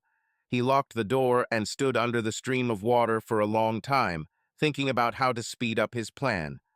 At that moment, he finally realized the love he once felt for Alicia flows down the drain with the water. Beth will be leaving for college in 3 months, just a week before their 20th anniversary. Jeff still had some work to complete, but can he survive another 3 months? He would have to, because he needed to deal with Alicia and her antics for a while longer. Perhaps this fear would slow her down, but he highly doubted it. When he finished showering, he got dressed and quickly walked into the guest room, closing and locking the door. Not long later, he heard Alicia try to turn the knob. She knocked several times, but then finally left. Jeff thought he heard her crying, but he didn't care anymore. The next day, everyone tried to move around the house, avoiding each other. Beth left to go grocery shopping for her mother, which gave Alicia the opportunity to approach Jeff. "We need to talk," she said quickly, entering his office. Jeff calmly picked up his cup of coffee and took a sip. "What do you want to talk about?" His calm tone made Alicia stop. Jeff then continued, gradually raising his voice. "I gave you a set of rules that you had to adhere to. You broke two of them. You went to a place where we go ourselves, and my boss and best friend saw you. So not only did you disrespect me, but you also humiliated me." Alicia had spoken to Brad the day before while Jeff was away. Brad advised her to be persistent, not to give in, and to keep pushing. They say Jeff will eventually give up because his love for her is too strong. Alicia decided to take this advice and take control of the situation. "It's not so bad, stop being a child," she said with disdain. "Of course, blame my male ego for the fact that you can't keep your legs together. And one more thing, Mark said that you behaved like lovers who have been in a relationship for a long time. It's not like just satisfying a need." Alicia was dumbfounded. "Have you spoken to Mark?" Now the situation was not developing as she had planned, and she began to panic. Jeff looked worried, but lied to his wife. "Yes, he called me to tell me that my wife was cheating on me." "And what did you tell him?" "I said that you were celebrating some important moment and that I would ask you about hugs." Alicia relaxed slightly. "Do you think he believed it?" "I don't know, and I don't really care. This must stop." Now Alicia decided to act as Brad advised. It's time to take the initiative. She hoped that, as always, Jeff would accept it. "No, we'll just be more careful. I talked to Brad, and maybe he could just come here." "Seriously?" Jeff asked sarcastically. Alicia tried to turn on her charm again. "Okay, this is probably not the best option for you, but we have a plan. If he parks in the garage, we can stay here and order takeout, or I can cook something. Nobody will know about this. And if you want, you can even watch." Jeff just shook his head. "Do what you want. You will still do it your way." Thinking that the situation was under control, Alicia turned around and headed towards the exit with a barely noticeable grin on her face. But her joy was short-lived. As she was about to leave, Jeff spoke again. "And one more thing. I haven't seen a health certificate, so I can assume that you still use condoms." The grin disappeared from her face. She slowly turned to him, but quickly found the answer. "He said he wasn't with anyone else, so there's no need for that." Jeff threw his cup at the wall in a rage, and it shattered into pieces. "I will decide whether this is necessary or not. You will not meet him until I receive the certificate in my hands. If I find out that you kissed him, did something else, or slept with him before I received this certificate, then I will do the same to him and you as I did to this cup." Fear showed on Alicia's face. She had never seen Jeff so angry before, and she knew he was serious. She just nodded and left. On Tuesday, Alicia returned home on time, which meant she probably didn't sleep with Brad. This meant that she was at least scared by Jeff's words. However, later in the week, she mentioned that Brad was irritable and in a bad mood at work, which made their interaction difficult. Jeff just listened, but he didn't care. Alicia said they would consider dating at home, but Brad had booked tickets to a show an hour outside of their city on Friday, so they were going to drive there and stay in a hotel. Jeff knew what to do. He returned home early on Friday and, against his doctor's advice, took Viagra. He then waited for Alicia to start getting ready for her date. He walked up to the bedroom door just as Alicia was putting the finishing touches on her makeup. She was wearing a beautiful tight red dress, and on the bed was a full bag for the night. At that moment, the doorbell rang, and Jeff went to open it. Brad entered the house, clearly unhappy to see Jeff. Alicia, sensing the tension, hurried to stand between the men to prevent a possible conflict. She diverted Brad's attention, pecked him on the lips, and whispered something in his ear. Brad nodded and handed her the folded piece of paper, his eyes never leaving Jeff's. Alicia turned to Jeff and handed him this sheet. Here, he's clean, just like he said. It was humiliating to receive such a paper, man. I hope you appreciate it, Brad said mockingly. Surely, this is much more humiliating than being someone's wife who spreads her legs in front of everyone she meets, Jeff answered coldly. Alicia gasped and Brad's face became furious. This escalated the situation, and Alicia tried to intervene. Enough. Jeff, why don't you pour yourself a drink? Brad, sit down, I'll be right back. She ran to get her bag, but when she returned, Brad stood up, ready to go, and Jeff stood right in front of her. Alicia, before you go, I need a little help, he said, taking her hand and applying it to his tense state. Her eyes widened in shock, and she began to stutter. Oh, honey, it seems we might be late. So you're not going to follow rule number 2. You said anytime, anywhere. Do you remember? I think I'm ready. Alicia's eyes darted between Jeff and Brad. Brad didn't understand right away, but he soon realized what was happening and started to get angry, and Alicia didn't know what to do. Jeff continued to press, looking straight at Alicia and completely ignoring Brad. It won't take long. Brad can pour himself a drink while he waits, he said, and, still holding her hand, led her into the bedroom. She followed him, looking back at Brad, and silently apologized to him. When they entered the bedroom, Jeff led her to the bed and turned her around to face her. He roughly lifted her dress over her hips and pulled her panties down to her knees. His actions were not gentle, and Alicia was shocked by this. Jeff was usually romantic and sensitive, but now his movements were harsh and rough. Jeff pressed lightly on her back, and she leaned over, resting her hands on the bed. Alicia tried not to make any sounds, but soon began to moan. Jeff got into a rhythm and, thanks to Viagra, lasted about 10 minutes. Jeff pulled her panties down, lowered her dress, and, seeing the shock and regret on her face, lightly patted her buttock. Thank you for this. Now you better hurry up or you'll be late. He placed his hand on the small of her back and led her towards the bedroom door, heading into the living room.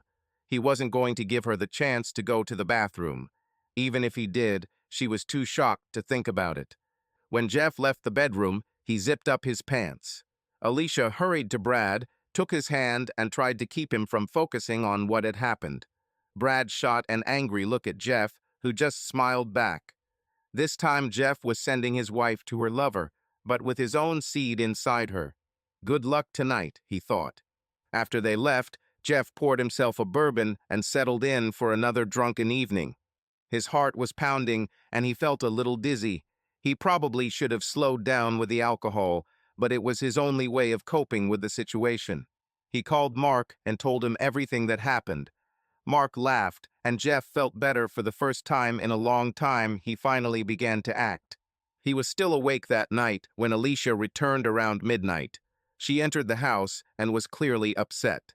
When Jeff asked what happened, she said Brad got angry and sent her home in an Uber. Jeff just chuckled to himself and took another sip of bourbon. Even if her plans failed, that didn't mean he would change. Saturday and Sunday were busy days in their home. Alicia avoided Jeff, and even Beth found an excuse to leave the house to avoid the tense situation. Finally, on Sunday evening, when they were alone, Alicia sat down next to Jeff. You only did this to show that you're in charge, right? She said with a look of disgust on her face. I'm just following your rules. It's not my fault that you had to endure inconvenience. But I thought you'd be happy, Jeff said, grinning. Happy? Alicia asked. Yes, if I can get horny again like last time, then you won't need Brad anymore. Realization slowly dawned on Alicia's face. She suddenly realized that she had painted herself into a corner from which it would not be easy to get out. She lied. If this becomes permanent, then yes, I will be more than happy to be only yours.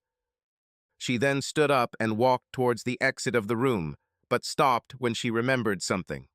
By the way, last week I looked at our bank account and noticed that there was less money there than usual. Jeff seemed confused. He was impressed with how well he played his role. Yes, there are cuts at work. Mark kept my position, but my salary was cut. Hopefully this won't last long and I'll get back to my previous payment. I didn't want to bother you because Mark said it was temporary. We still have enough money to pay the bills, we just have less cash available. Alicia looked at him suspiciously. Okay, hopefully this will change soon. We really need your money. I hope too, said Jeff with visible regret. If Jeff thought he had won on Friday, then on Tuesday he was hit with a counterattack. Alicia told him that she would be home on time, but Brad would be with her. They decided not to take any more risks and meet at home so that no one would see them. Jeff realized that he would not be able to argue with him and simply accepted this situation, glad at least that Beth would return home around 11 p.m., and this would end his torment earlier. Alicia got home by 5:30 p.m. and went straight to the shower. She came out of the bathroom wearing only a towel and told Jeff to order pizza while she went back to the bedroom. Now she's just giving orders, Jeff thought. At that moment, the doorbell rang. When Jeff opened it, Brad brazenly stepped into the house. "Where is Alicia?" he asked with a grin. "Right here, handsome," Alicia replied. When they both turned around, they saw Alicia standing in the bedroom doorway, wearing a black negligee that barely covered her low-cut breasts. When she turned her back, her thong became visible under the transparent fabric of her peignoir. Alicia grabbed Brad's hand and led him into the bedroom while Jeff grabbed his keys. "Where are you going?" she asked. "For pizza," Jeff answered shortly. "Order it, and you can stay to listen to our fun." "I don't care if you watch from the doorway," Brad said confidently. Closing the door behind him, Jeff heard them both laugh and walked out. This was another broken rule. He was in no hurry to pick up the pizza, and when he returned, he heard groans in the house. The head of the bed hit the wall loudly, and Alicia moaned throughout the house. "More, stronger, oh, how good. You fill me up the way I need to." Jeff went into his office, but still heard her from time to time. Obviously, this was Brad's response to Friday's situation, a jab at Jeff. To his credit, it was a good attempt at revenge, but it only made Jeff more determined to complete his mission. By 10 o'clock in the evening, Alicia called Jeff. When he left the office, Brad was already putting on his coat and, leaving, threw him a grin. "Thanks for letting me borrow Alicia for a while." "She wore me out," he said mockingly. Jeff just looked at Alicia, full of contempt, shook his head, and headed to the guest room. "Jeff, come back, you haven't even eaten," Alicia called him. "I don't want to," he answered briefly, closing the door and sitting on the bed, holding back tears of pain due to another blow to their marriage. Alicia later went to the door and tried to open it, but the door was locked. "Jeff, come to bed. I changed the sheets and I want you to sleep with me," she begged. Jeff suddenly opened the door. "I will never sleep in this bed again. For me, this is now the bed of a woman with whom I want nothing to do." With these words, he slammed the door again. Alicia was finally starting to realize that things might not go the way she had hoped. The subsequent months of their marriage were a mixture of pain and tension for Jeff. Alicia continued her sexual encounters with Brad at their home on Tuesdays and Fridays, with Brad beginning to stay overnight in their marital bedroom. This bothered Jeff a lot, but it didn't affect his daily life too much, since he had practically moved into the guest room and hadn't touched Alicia since the first night Brad spent the night with them. Alicia also reported that her workload had decreased slightly, but she still worked several extra nights a week. In the meantime, Jeff continued to do all the house and garden chores. When Alicia returned, she would show up after dinner and go straight to the shower before spending some time with Jeff and Beth. Beth, their daughter, felt that something was wrong and one day tried to talk to her father. But he only asked her if she trusted him, and when she said yes, he asked her to enjoy her summer before college, promising to explain everything later. One day, while in town on business, Jeff decided to stop by the office where Alicia worked. He didn't have to go there. The issue he was interested in could be resolved over the phone, but something inside him was pushing him to see the office where she and Brad worked. As Jeff entered the lobby, he noticed the secretary tense up. She had known Jeff and Alicia for many years and had always been pleasant to him, but now there was a certain wariness in her eyes. She tried to avoid his gaze. Jeff sensed that she knew something, and that something made her feel sorry for him. Jeff asked for Alicia, and the secretary pressed the button to report him. As she did this, Jeff noticed that she immediately began dialing a number on the phone and was probably calling Alicia. He needed to hurry. Jeff quickly walked down the hallway to Alicia's office and saw her assistant, Patty, who was hanging up, and hurried around her desk to meet him. It seemed strange he and Patty had never been particularly close. "Hey, Jeff, what brings you here?" she asked with a nervous smile. "I just need to see Alicia for a little while, and I'll leave right away," he answered briefly, trying to get around her, but Patty tried her best to block his path and detain him. At that moment, Jeff saw Alicia leave the office and was still adjusting her skirt. She noticed Jeff, but immediately turned to the side and headed to the toilet. Patty continued to distract Jeff by talking about some insignificant things to buy time, while Alicia quickly returned from the restroom and went straight to her husband. There was concern on her face, which she tried to hide behind a fake smile. As Alicia approached, Patty finally stepped aside, but remained nearby, watching their conversation. Jeff immediately realized that Patty was most likely aware of the betrayal. The receptionist at the entrance probably knew too. There was a feeling that many of the office employees knew what was going on in their family, and this caused a surge of rage in Jeff. "Jeff, what an unexpected meeting," Alicia said, trying to maintain a semblance of calm. "What brings you here? I wanted to know about next week. Are you free on the 11th? "I know, I could have just called, but I was nearby and decided to see my beloved wife at the same time," he said, adding a sarcastic tone to the last words. Alicia smiled even more tightly and replied, "I'll have to check my calendar. I think I have a business trip planned for these days, but I don't remember exactly." Jeff chuckled internally because Alicia had never gone on a business trip before during her entire time working at this company. This was something new and obviously a lie. "Okay, then tell me when you know for sure," Jeff said, noticing how tense and nervous Alicia was, clearly wanting him to leave as quickly as possible. Strange looks from other employees began in the office, which angered him even more. "Maybe you have time to have lunch, since I'm here," Jeff suggested, watching her reaction. Panic flashed across Alicia's face, but she quickly pulled herself together. "That's nice, but unfortunately I have an important business meeting soon that I can't reschedule." Jeff sighed as if disappointed. "Understand." Then he leaned closer to her ear and whispered quietly, but loud enough for Patty to hear too. "By the way, you forgot to wipe the traces of Brad from your cheek before your meeting." Alicia immediately grabbed her cheek, her eyes darting to Patty, who subtly shook her head, making it clear that there was nothing on her cheek. But it was too late. She realized that Jeff knew everything. His calmness only aggravated her feelings of guilt. Jeff looked from one to the other and said coldly, "That's what I thought." At that moment, the door Alicia had come out of earlier opened and Brad came out. He stopped at the door, leaning against the frame, and looked at Jeff with a malicious grin.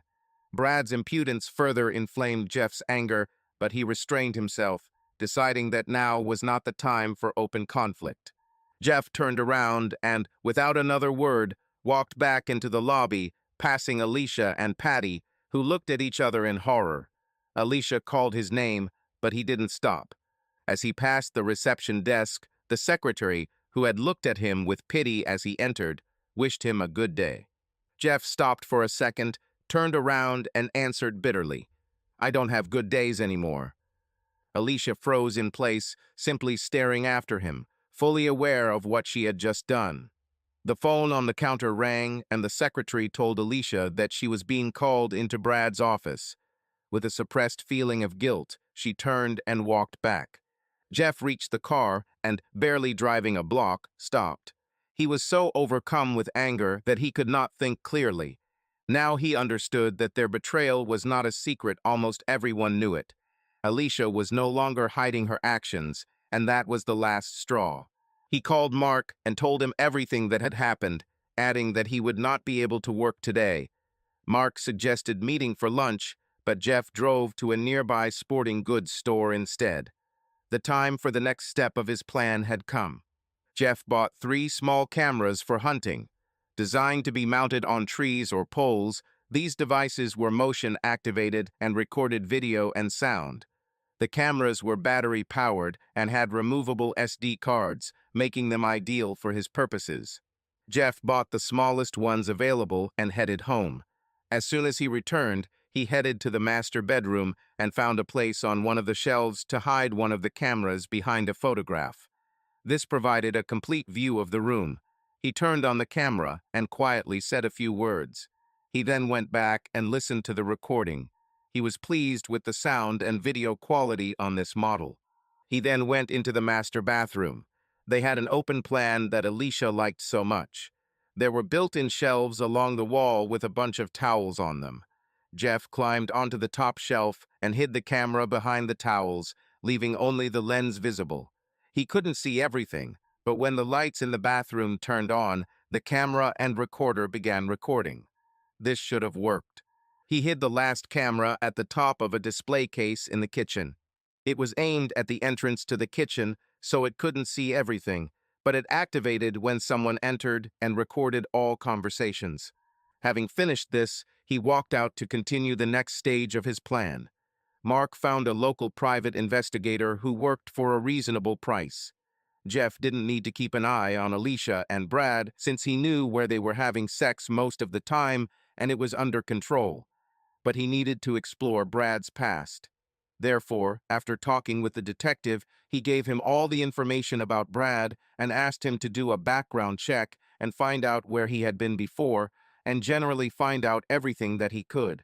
The detective was surprised that he was only interested in the past and offered a reasonable price. Once again, Jeff had to reach into his war chest, but it was worth it to find at least some incriminating information. His next visit was to a lawyer. Although they had already discussed what would happen if they divorced, a lot has changed since then. He told the lawyer that he now only works part-time and earns significantly less than Alicia. He also said that their daughter Beth will not stay in the house, but will go to the hostel. He wanted the house sold and the profits put into a trust fund to pay for Beth's education.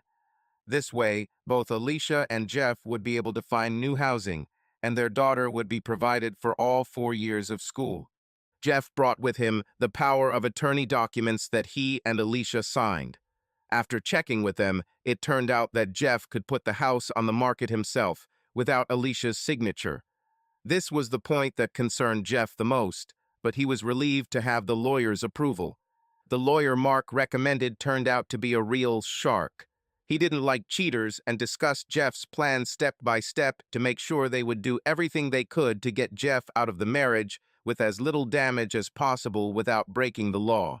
The lawyer also confirmed that the installation of the cameras was legal because Jeff owns the house and no one can expect complete privacy in the house he shares with his wife. The next step was to look into the company that Alicia and her lover worked for. Since they both worked at the same place and Brad was her boss and CEO, this violated the moral code that the company valued so highly. Then Jeff's lawyer began preparing for a divorce and filed a lawsuit against the company where Alicia and Brad worked. While this will most likely lead to nothing, it will definitely tarnish their reputation in the area, which in turn will put pressure on Brad and Alicia. This move improved Jeff's mood. He felt a little energized as he left the lawyer's office and decided to grab a bite to eat before heading home. He went to a local sports bar, drank beer, and ate a burger and fries. At some point, he became interested in playing baseball and decided to stay for the evening. When he got ready to go home, it was already dark. He had ignored several early calls and messages from Alicia and had not heard from her for some time. And then he remembered that it was Tuesday. And so, his good mood evaporated as he drove home, knowing that there would probably be another round of sex in the master bedroom. When he arrived at the house, all the windows except the master bedroom were dark. He opened the front door and heard the head of the bed hitting the wall and Alicia moaning during another pleasure. He walked into the kitchen, grabbed a bottle of bourbon, and headed into the guest room, where he locked the door. He wasn't sure why, but he pulled the dresser toward the door just in case. A few hours later, he heard a knock on the door while he was reading a book. Then he heard Alicia's voice. "Jeff, please open the door and talk to me. Don't push me away. I'm very sorry for today, and I'm ashamed. I didn't mean to humiliate or anger you. Please open the door so we can talk." After a few minutes, Alicia gave up and returned to the master bedroom. About an hour later, Jeff came out and saw that the bedroom door was slightly open and Alicia was fast asleep. The poor thing must be tired of all this lies, betrayal, and sex, he thought.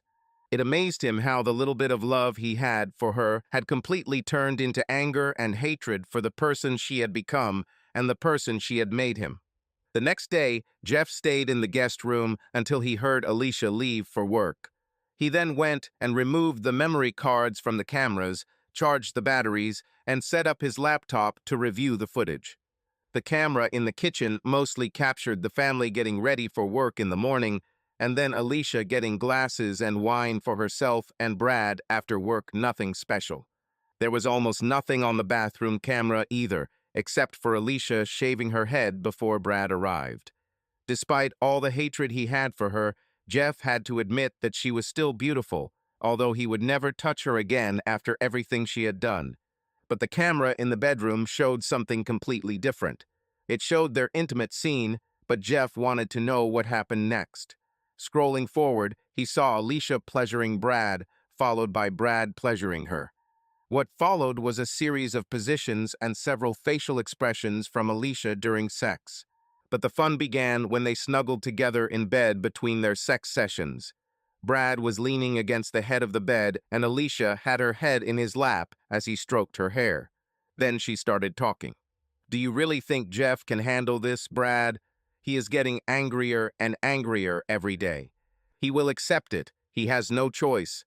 You've got him on the hook for at least the 4 years Beth is in college. If he tries to leave, he'll be penniless, and we can tell all his friends and family that he's been cheating on you for years. Then he will become an outcast, and I will be your friend who consoled you until our feelings grow into something more.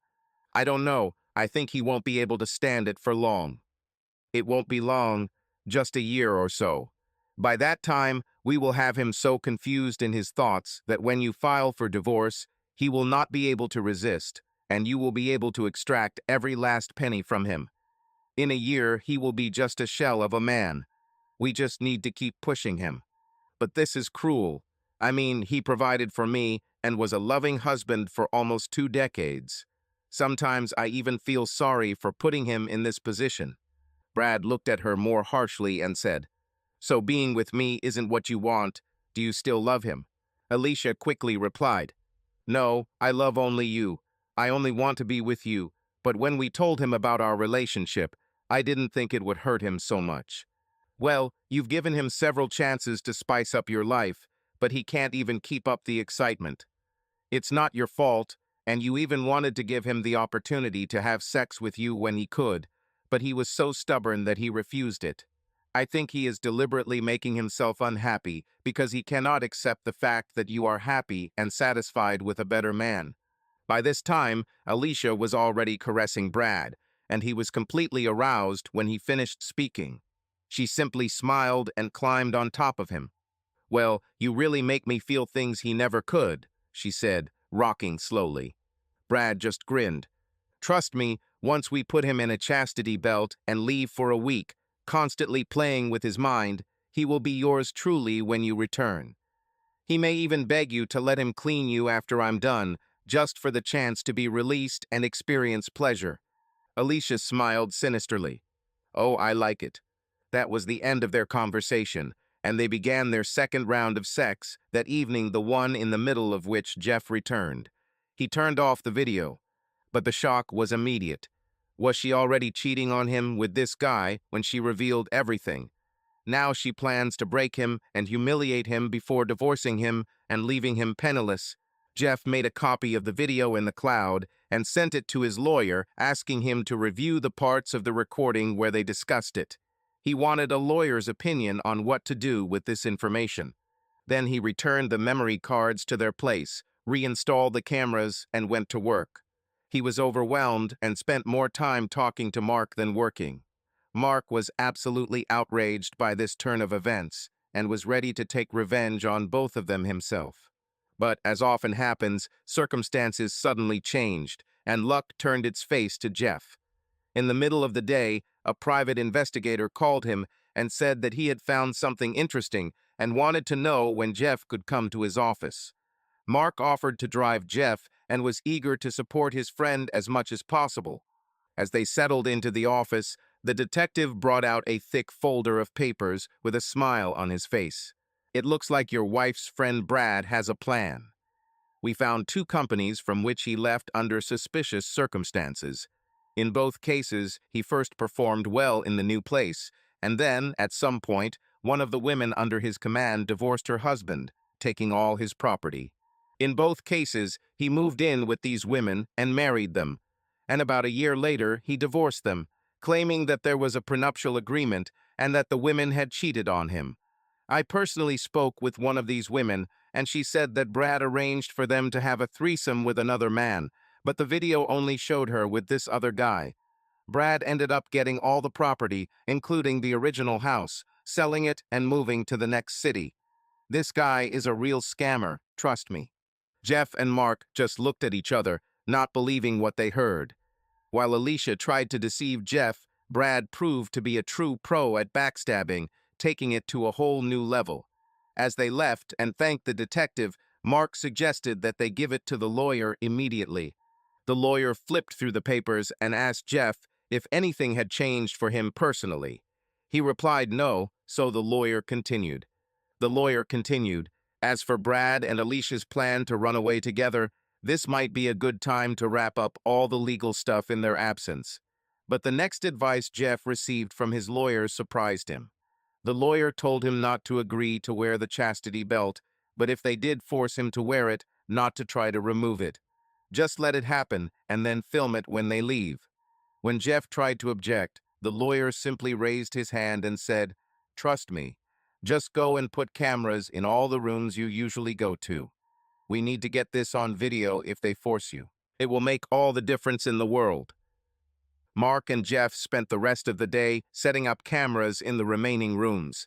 He didn't put cameras in Beth's room or in her bathroom. He didn't want to violate her privacy. But the rest of the rooms were under control, and everything was working when Mark left in the evening. Jeff had just settled into his chair when Alicia returned home. She looked tense and tried to talk to Jeff, but he was cold and standoffish. "Jeff, listen to me," she began. "I'm very sorry about that incident at work. I've been thinking about this for 2 days, and I feel terrible.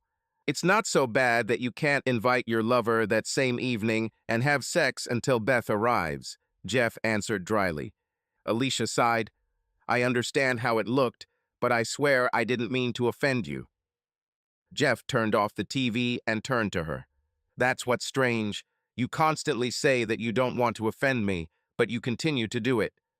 As far as I can remember, you've broken every rule I've set for you at least once, and those are just the ones that I know of.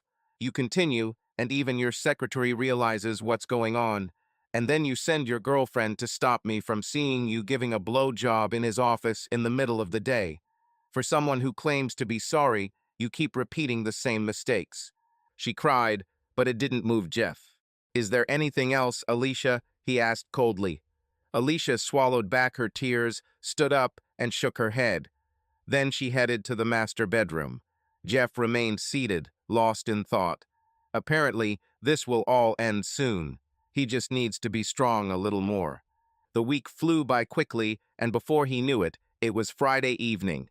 Jeff was as used to this routine as he could be and was ready for it. However, what happened next was much worse than he could have expected. Jeff came home from work around 5:30 to find Alicia cooking dinner and in a good mood. Music was playing quietly, the table was set for 2, candles were burning between them, creating a romantic atmosphere. Alicia was wearing tight leggings and a sports top with no t-shirt.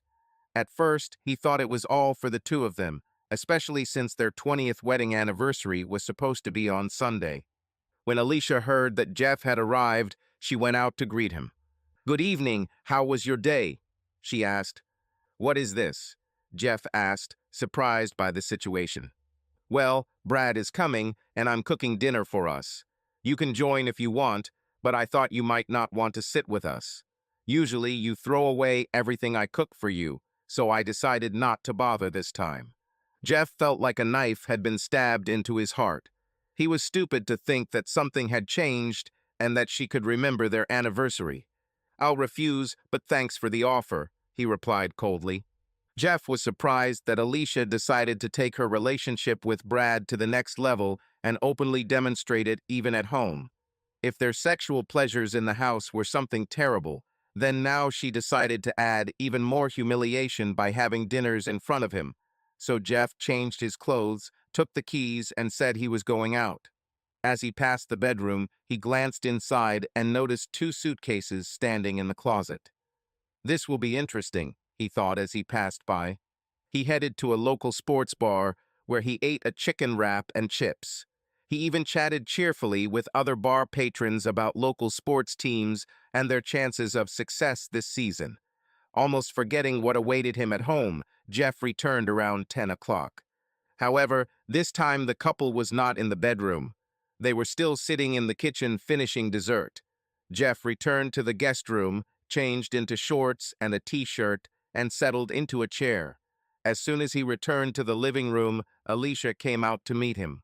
She changed into a nice dress for dinner and smiled as she handed him bourbon on the rocks, just the way he liked it. "What is this for?" Jeff asked in bewilderment. "I've thought a lot, and I know that it's harder for you now than I can imagine. I really love you and want to grow old with you.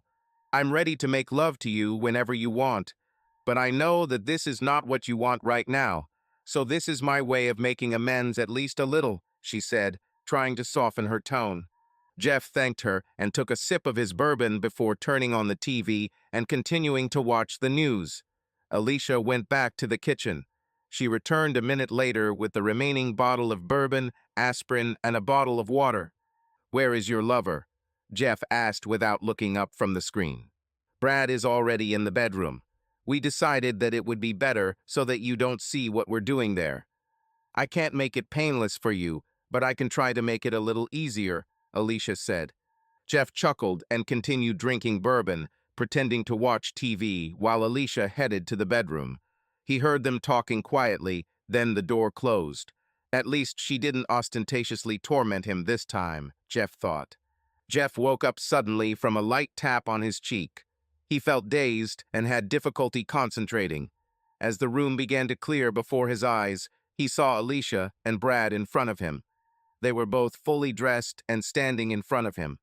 There were suitcases next to the door. That's when Jeff made his most terrifying discovery. His shorts and boxers were gone, and he was wearing a chastity belt.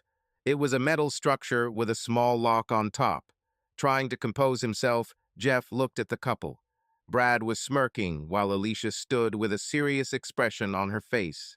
"What the hell did you do to me?" Jeff shouted. "Calm down, honey. I'll explain. It's not as bad as it sounds, I promise," Alicia replied softly. "Not so bad. Where are my pants, and what is this thing I'm wearing?" Jeff tried to grab the device, but as soon as he pulled it, he felt a sharp pain in his groin. "Let me explain. Brad and I decided to go on a week-long vacation. I plan to be back by next Sunday, so I can be home when Beth starts getting ready for her first college classes on Monday. Brad and I thought we could spend some time together, away from the stress that comes with being around you. This will give us the opportunity to be together. And what is this connection with this thing to me?" Jeff shouted, trying to get up again, but he was still unsteady on his feet. "Well, Brad thinks that if you don't want to have sex with me, then you're getting your pleasure somewhere else. Maybe you're satisfying yourself in the shower, or maybe you found yourself a girlfriend. In any case, this is unacceptable to me. I still want to make love to you, and we thought that by keeping you locked up while we were gone, We could make up for it when we got back, Alicia explained with a smile. I already told you that I never want to touch you again. Get it off me, Jeff shouted, trying to get to his feet, but this time Brad pushed him back into the chair and leaned over him. In the state Jeff was in, he knew there was nothing he could do, so he decided to wait it out and see how events unfolded. Alicia smiled. Honey, after all these years with Brad, we felt a real connection. I still love you, and you are my husband, but Brad is so manly that I can't refuse him. So this is how it will be now. Now Alicia leaned towards Jeff and raised her voice, trying to show her determination. First of all, Brad and I are leaving right now. We are going to Jamaica to the same resort where you and I were many years ago. I told him about it, and he happily agreed to go. When we return, I will spend every weekend with him. During the week, I will be a loving wife to you, but on the weekends, I will be with Brad. Brad hugged Alicia as if to emphasize his victory. He was sure he had won, seeing the look on Jeff's face. He believed that the conquest was complete, and that once Jeff surrendered, Brad would take over his home, wife, and role in life. Everything went according to his plan. Jeff just sat there, watching as Brad carried the suitcases to the car. Alicia turned around at the door and said, I'm sorry it happened like this, but don't worry, you'll get used to it. So you're going to go with that bastard to where we spent our honeymoon the week of our 20th wedding anniversary. What a wonderful wife you are, Jeff said sarcastically. At that moment, Alicia's face showed a mixture of shock and realization. She completely forgot about their anniversary. Brad himself chose this week for the trip, and he suggested going to the resort she was talking about. At this point, Alicia began to doubt their plan for the first time. Then Brad returned to the house, saw the expression on Alicia's face, and took her face in his hands. Come on, darling, let me treat you like the princess you are, he said. Alicia smiled and, turning to Jeff, added, I'm sorry I won't be with you on our anniversary. But if you give me a chance when I get back, I'll make up for it. As soon as she walked out the door, Brad looked back and said with a grin, No offense, buddy, the best man won. Oh yeah, and don't forget to check your email. There's a video you need to see. With these words, they left. As soon as they left, Jeff called Mark and told him everything that happened. Mark said he would contact a lawyer and come see Jeff. Jeff looked at his laptop lying on the table. He picked up his shorts from the floor, pulled them on, and sat down at his laptop. Of course, in the mail, there was a letter from Alicia with an attached video file and the signature. Watch this. When he turned on the video, Alicia and Brad's faces appeared on the screen. The camera was focused on their faces and shoulders, but it was obvious that they were both naked and probably drunk. Brad began. Hey, cuckold, I know what happened, and you are probably in shock, but trust me, sooner or later you will accept it and come to terms with your new role. Alicia laughed and added, If you were a real man with a job, I wouldn't have to look for someone like Brad.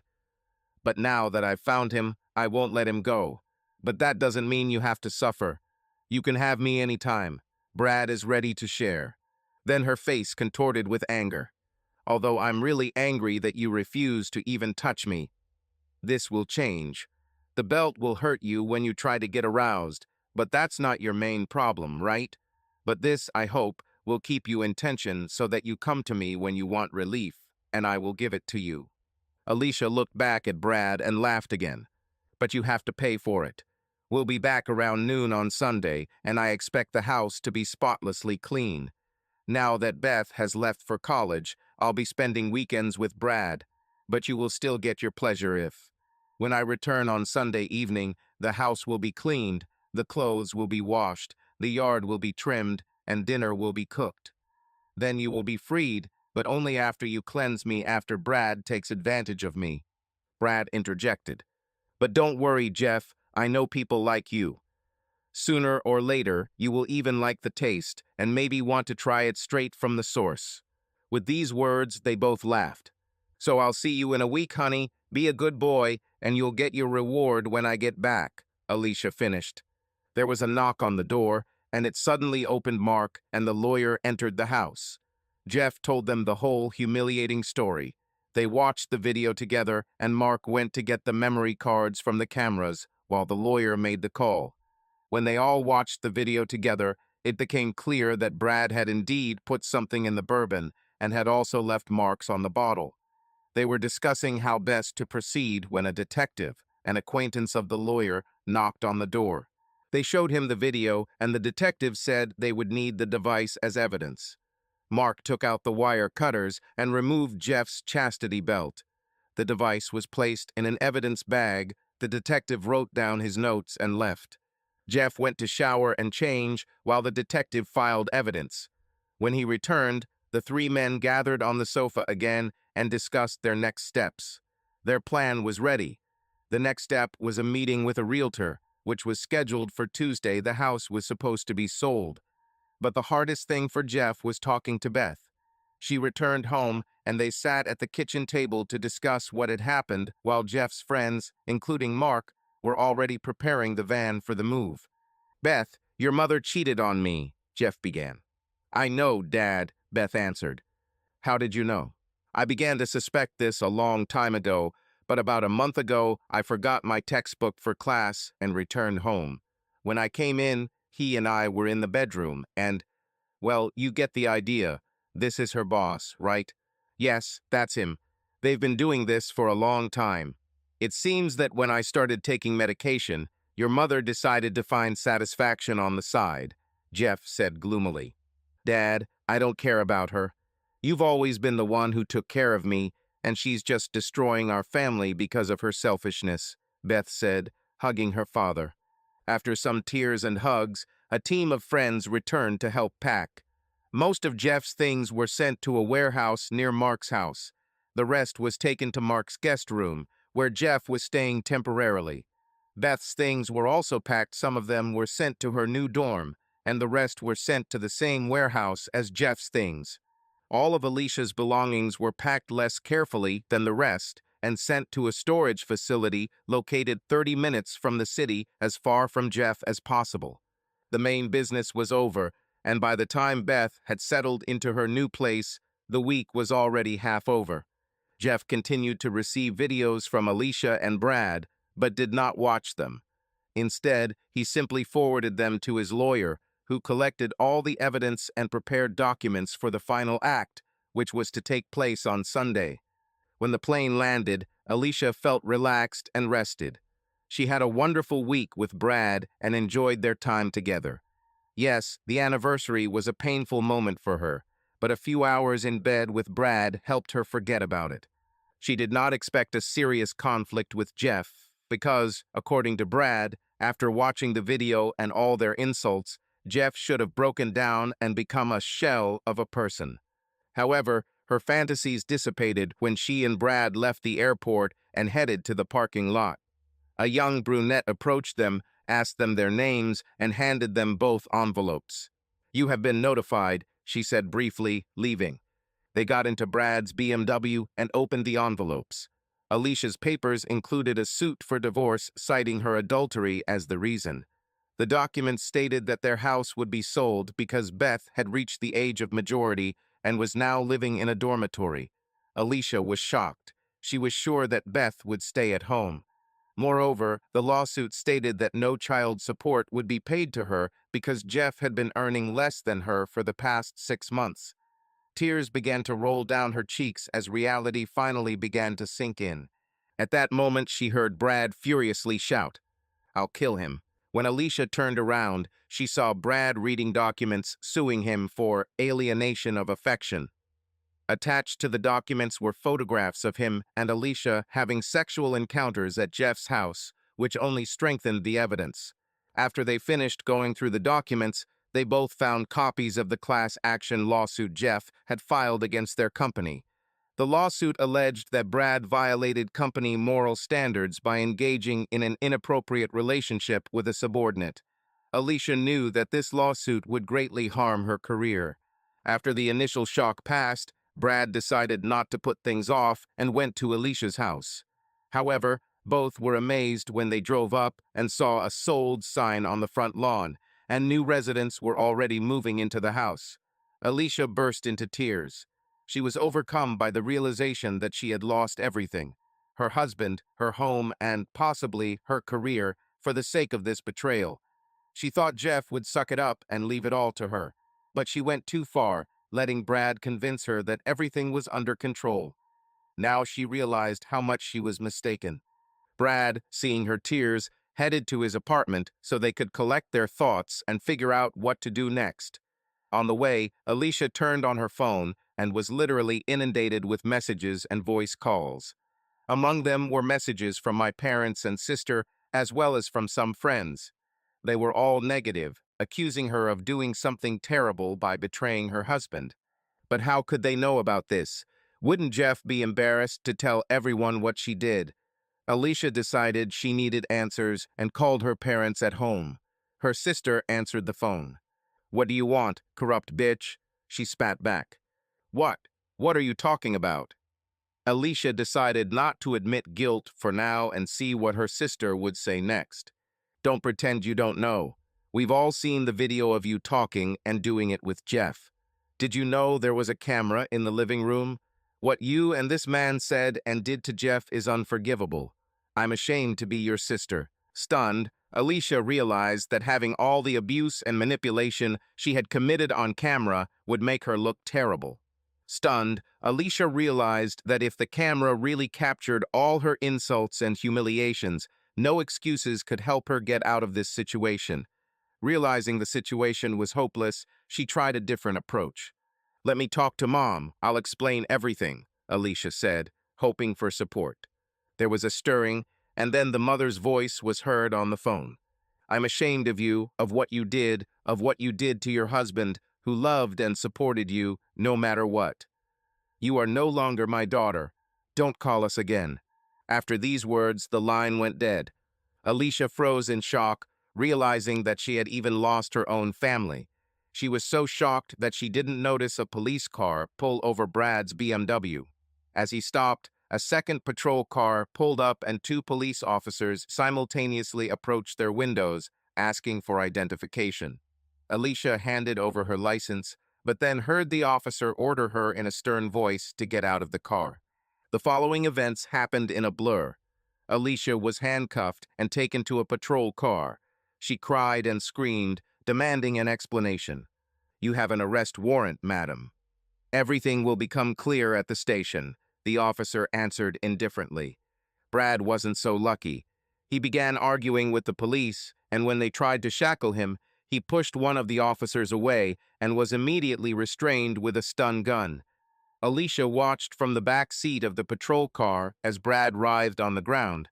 They were taken to different cars and placed in separate cells. Brad was charged with an arrest warrant, adding use of a controlled substance without the knowledge of another person, and false imprisonment. Although the latter charge was controversial, the prosecutor running for mayor wanted to make a big case for the press, and this case suited his purposes perfectly. The story with the camera and recordings became a real sensation. Alicia was charged with aiding and abetting poisoning and false imprisonment because she assisted Brad in his actions. The video clearly showed Brad adding substances to the bourbon and also helping remove Jeff's clothes. Alicia, although she played a less active role, still received charges. She managed to get bail, but it took almost all her savings. The next day, when Alicia came to work, she was met by security guards at the reception and immediately escorted to the Human Resources Department. Given the lawsuit and allegations, she was given a suspension without pay pending an investigation. With no job and no support from family or friends, Alicia was forced to stay in Brad's apartment, where she cried alone, thinking about how everything had gone wrong. She realized that her return home was not at all what she and Brad had planned. 2 years after that terrible day when Jeff's world turned upside down, he sat in the backyard of his new home, watching his daughter Beth and her friends frolic in the pool. He stood at the grill, preparing lunch for everyone. It was a sunny Saturday afternoon and Beth was home for summer break after a successful first year of college. She finished the school year with excellent grades and gradually decided on what she wanted to do in life. Jeff hoped that her mother's actions would not leave a dark mark on her future when the whole story was forgotten. Jeff's new home was smaller than his previous one, but spacious enough for him and Beth. It had a small pool and a cozy backyard, which was what attracted him to the purchase. After all, now he needed housing only for himself and Beth during her visits between semesters. Jeff's friends and Alicia's family supported him in his most difficult moments, helping him survive the trials and other consequences. Thanks to their support and psychological help, Jeff realized that what happened was not his fault. He, of course, could have acted differently in some situations, but it was Alicia who pushed their marriage to collapse with her actions. Brad was still in prison.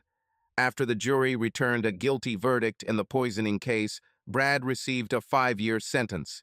It was determined that the dose of sedatives that Brad added to the bourbon could have killed Jeff if he drank the entire glass. The court and jury perceived Brad as a monster. The trial lasted several months, and in the end, Brad lost everything. He lost his job and livelihood. When Brad is released, he will be a poor man with a criminal record. His future looked bleak. Alicia was a little luckier. She initially tried to fight the divorce, but given her legal problems, she eventually gave in and signed all the documents. She wasn't happy that Jeff sold the house, but she was grateful that he gave her half of the proceeds, which helped her pay her legal fees. Alicia received 3 years probation for her participation in the crime. However, given the media scandal that had broken out, she realized that no company within a radius of 500 miles would hire her. After breaking up with family and friends, she went to live with her aunt in Seattle.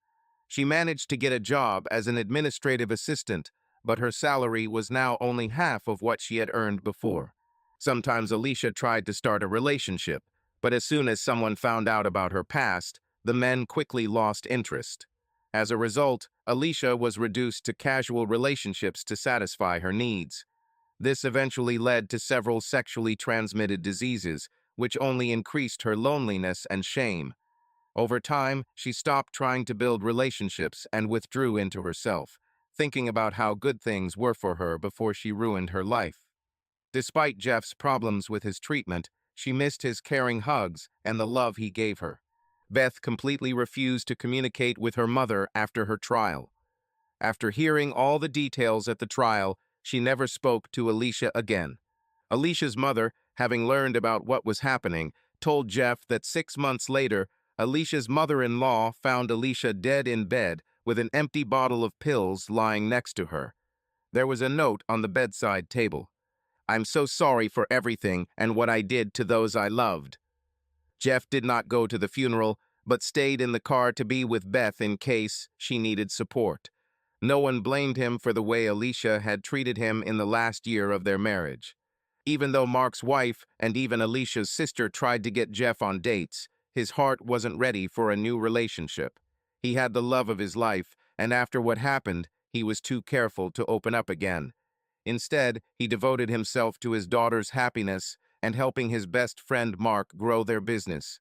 Things were looking up, and they even discussed the possibility of making Jeff a co-owner of the company. It wasn't the future Jeff had dreamed of, but as he looked back at all the people who helped him, he realized that the end of his story wasn't so bad after all. End. Subscribe to our channel so that your love doesn't cheat on you, and go ahead and listen to the next story, because this story is nothing compared to the next one. If you're under 18, don't even think click to the next one.